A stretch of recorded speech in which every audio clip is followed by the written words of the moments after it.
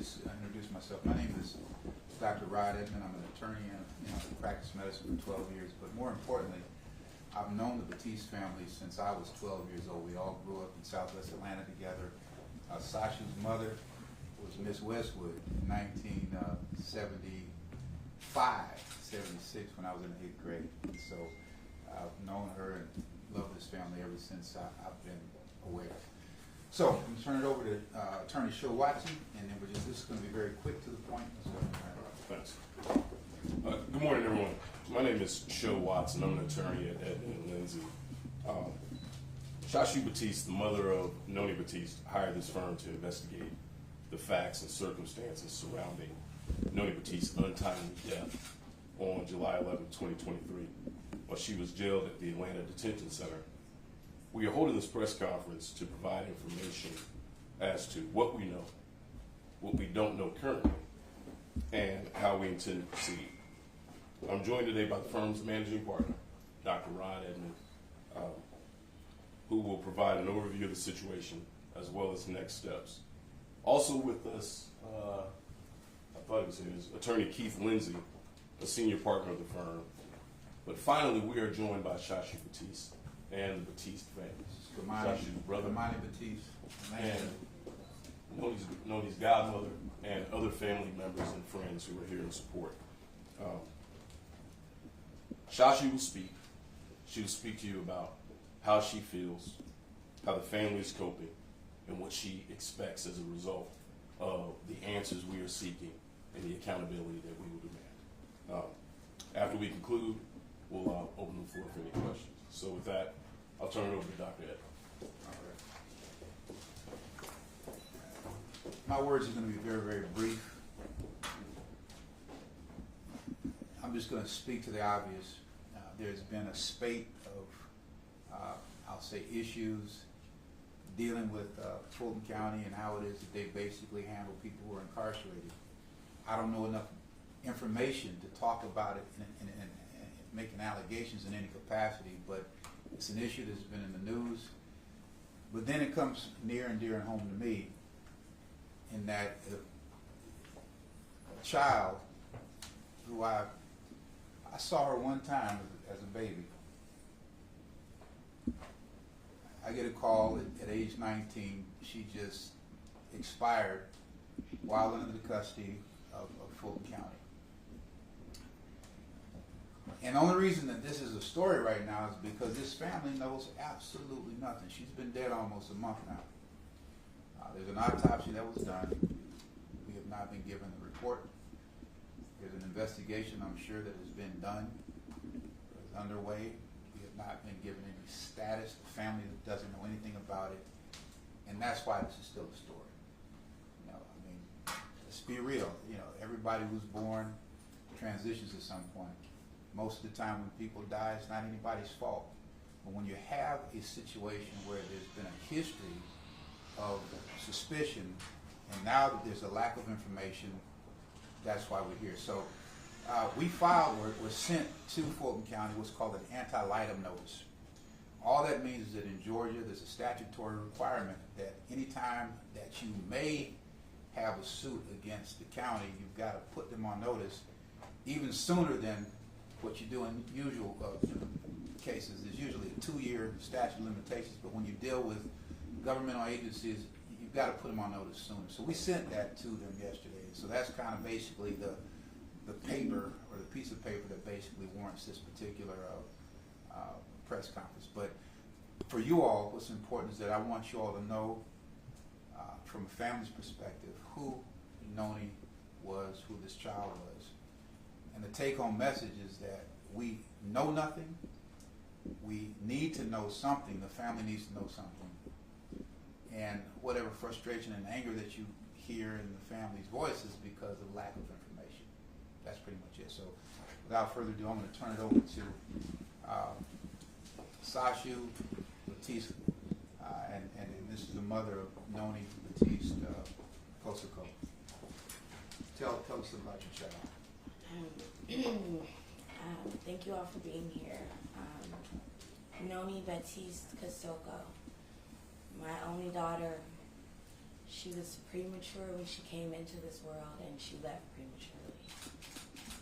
I am completely beside myself with questions.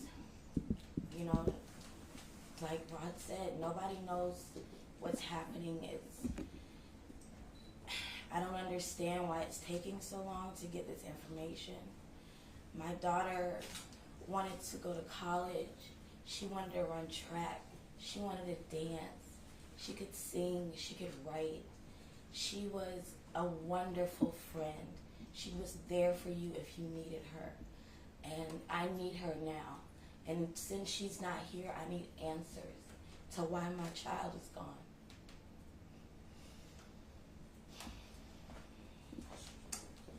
That kind of pretty much sums it up. And you know, before you all answer the question, just to put everything in context, I'm going to say this: God doesn't pick victims.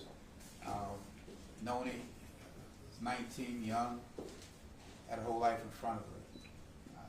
She had challenges, not unlike most of us. She had a history of mental health disease, which resulted in minor infractions with the law. I mean, she was in the jail for a misdemeanor. And she was held in jail because of failure to appear for a misdemeanor down in Miami. So there's an administrative backlog that just happens to people who really don't have significant means. But that being said, she was 19. She was under the total control and custody of Fulton County, and she was there, wasn't violent, and she's dead, and nobody has told the family anything. That's the issue. So we're open to questions right now. Just so you know, this is the urn. She was cremated, and these are Noni's remains right here next to us. Ms. Fulton, can you give us a rundown, or whoever wants to speak? Can you give us a rundown of why, I know it says misdemeanor, right? Can you give us a rundown of what exactly it was? You just said it was failure to appear, but why was she there for so long? Yeah, once again, I just mentioned this to you, and this isn't uncommon. When you deal with the with the justice system, there are a whole lot of just administrative snafus. I mean, she was there on a misdemeanor, but for the failure to appear on a misdemeanor down in Miami, she would have been out of jail already. But it happens, and it takes time. It's an administrative process, and that's our understanding. It was just an administrative issue, whether or not they were going to release her, or they were going to try to send her back to Miami for the failure to appear for another misdemeanor, and it just got kind of caught up in the wash. How long was she there for? A month and a half. A month and a half. Did Ms. Batiste, were you able to see her while she was there for a month and a half? No, I actually came to Atlanta to go up in person because I haven't been able to get any answers over the phone. I've been calling and just, with no avail. So I came here and found out once I arrived. Ms. Batiste, I don't know if you know the Department of Justice, they're investigating Fulton County on how they're treating their inmates, specifically those who have a history with mental illness. Can you speak a little bit to your daughter's history and the importance of, if someone is incarcerated and they have a history of mental illness, what needs to change? Yeah, I'm going to basically just step in on that one. I mean, I don't want her to get into the details of her daughter's past psychological history. Just trust and believe it was not, it was not crazy or violent. Okay. And in terms of what she expects out of Fulton County, obviously she's not a mental health expert in corrections. To the contrary, I am.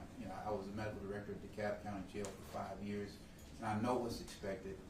And let's just call a spade a spade. I mean, we all live in America, okay? I can just tell you what I saw after working there for 5 years. 90% of the people in jail, they have some degree of mental health disease. There's a correlation between, basically violating laws and mental health.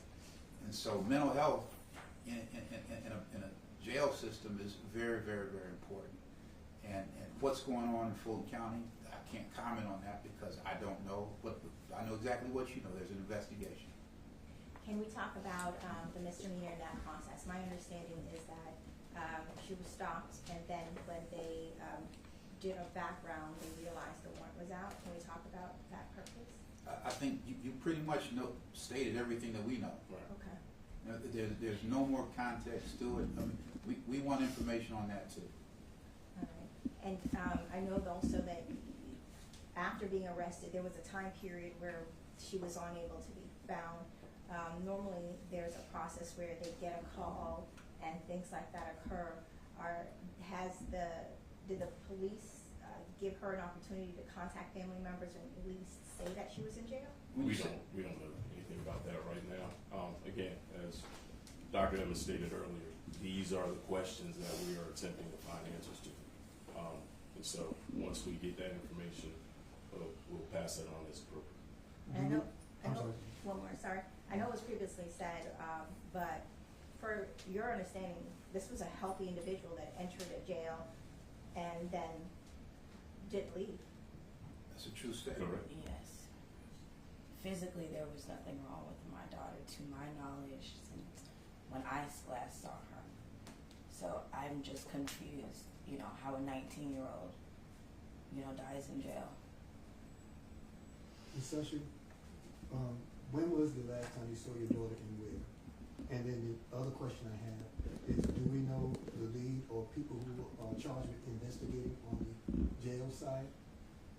I'll answer the last question. Joy, when's the last time you talked to her? It was like right before she got arrested, so it was, you know, the beginning of May.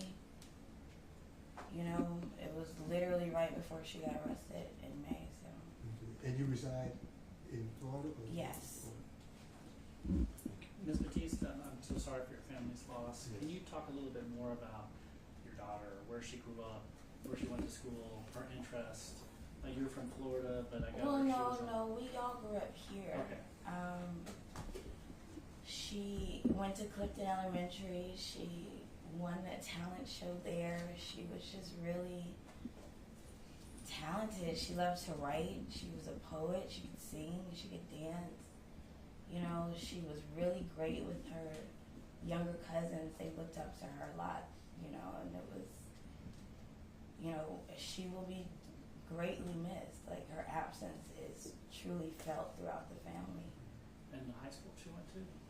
She went to a couple different high schools, but she was at McNair Middle. I'm sorry. Langston Hughes? Yes, I'm sorry. Yeah, she was at Langston Hughes for a while. And did she have and- family of her own? Was she married? Or No, kids? no, she just turned 19 Yeah. July 5th and died on the 11th. So No kids? no kids, no Yeah. family besides us, you know. And her birthday happened while in custody. Yes. Ms. Batiste, do you know if you can answer for us? You found out by phone call, I'm assuming, right? Yes. That she had passed, right? Did they tell you how long she had died, how long she had, you know, prior been dead before contacting you? And did they say, what did they exactly say on the phone? Well, it was actually my brother who informed me, but we don't have any information at that point. Even till now, I still don't know. You know, I know what's been reported as well.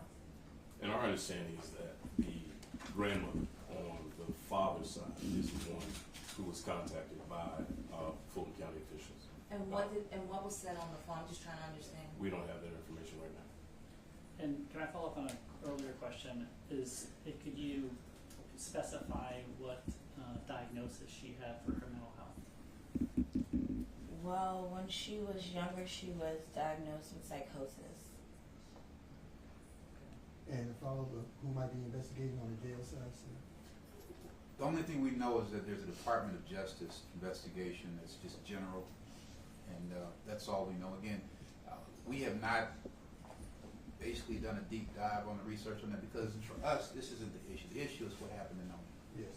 All right, all that other stuff, it may have affected her, we don't know. But right now, they don't even know the cause of death. There's an autopsy that has that information. We don't know the circumstances. We don't know who was there, who watched her, what she complained of before. We don't know anything. And that's the frustrating part about it, is that this family, they deserve answers sooner than later. You So mentioned you what- worked with the Fulton County. What's normal procedure in issues like this, or in other cases you've covered? How quickly do they normally disclose this information? Is this abnormal? You say abnormal, I'm gonna say, I'm gonna say no, it's not abnormal. You know, I mean, when people who are in custody die under suspicious circumstances, it's been my experience that the administrators kind of string it out. That's just what I've experienced, okay? And when I say string it out, I've seen situations where the information was available, and for whatever reason, they just say the situation is under investigation. By Georgia law, as long as the situation is under investigation, the people who are in control of the information have no obligation or duty to disseminate the information. And that's been my experience, generally. I'll be candid with you. I think Fulton County, in my experience, has been very, very transparent. They've been very forthcoming in previous cases of giving information. I love this family. I've known this family. It's been almost 30 days, and they know nothing. That's why we're here. Dr. Edmond and Ms. Batiste, I want to follow up on another question from earlier. There's been an announcement by the Justice Department of a civil rights investigation of the Fulton County Jail, which is operated by the Fulton County Sheriff's Office. Your daughter was in the custody of the Fulton County Sheriff's Office. Has the Justice Department told you that they're investigating your daughter's death? No, I haven't heard anything from the Justice Department. Dr. Edmond, can we assume that maybe that's within their investigation, Noni's death? I would assume that any mysterious deaths while people are under the custody control of Fulton County are going to be part of the investigation. Even though there's a distinction between the Atlanta City Detention Center and the Fulton County Jail, that it's within their investigation. Now you're getting above my pay grade, Right. because that's a contract between the city of Atlanta and Fulton County. And I mean, let's just talk common sense. The jail is owned by the city of Atlanta. Yeah. I don't know what agreement they made about who's responsible for basically monitoring and, you know, keeping things right at the city jail. Mm-hmm. We just don't know. So the bottom line is that Noni was not responsible for her custody. Okay? And we don't know anything. And can you specify what the charge was out of Miami-Dade County and why she was arrested in Union City that precipitated all of this? These were minor offenses, you said, but do you know what they were? I don't.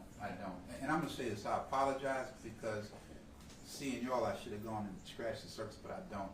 But I'm sure this information is readily available if you just scratch the surface also. And again, I'm not avoiding anything, but I just unfortunately didn't do that dig. Okay. I'm trying to take care of this family.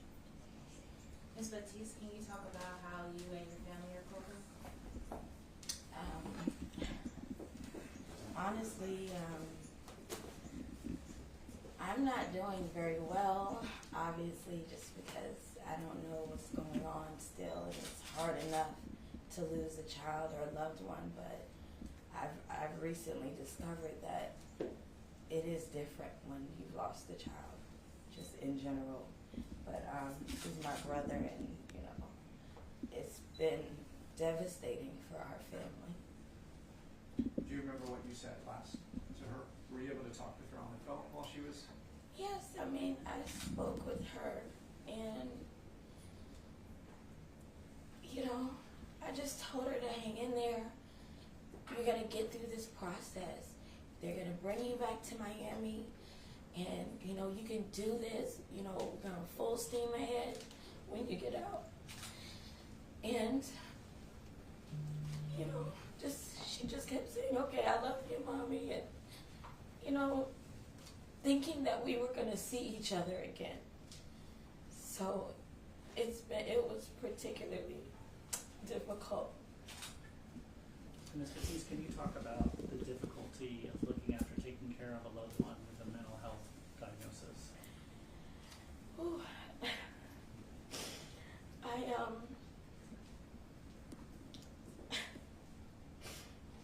I mean, I just feel that in general it's hard to raise a child, so navigating all of this has been really hard, and